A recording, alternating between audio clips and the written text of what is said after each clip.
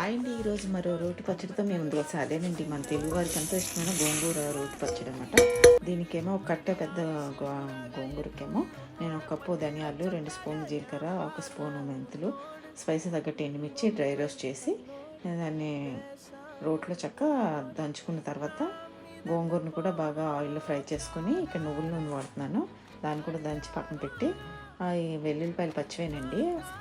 Next ఏమో జీలకర్ర కూడా పచ్చిదే, ఉప్పు, ఒక చిన్న ముక్క చింతపండు అన్నీ వేసి ఒక ఉల్లిపాయ వేసి దంచేసి గోంగూర ముద్దను కూడా వేసి అన్నీ కలిపి దంచి పెట్టుకున్నాను. దీని పోపు మళ్ళీ ఇది కూడా నువ్వుల నూనెతో వేస్తున్నాను. పోపు గింజలన్నీ వేసి ఎక్కువ వెల్లుల్లిపాయలు, మన బాల్కనీలో ఉన్న కరివేపాకుని కొంచెం పసుపు వేసి ఇంగువ మాత్రం వేయాలి కంపల్సరీ వేసి అన్నీ వేసి ఈ దంచుకున్న రోట్లో పచ్చడిని ఇందులో కలిపేయాలి.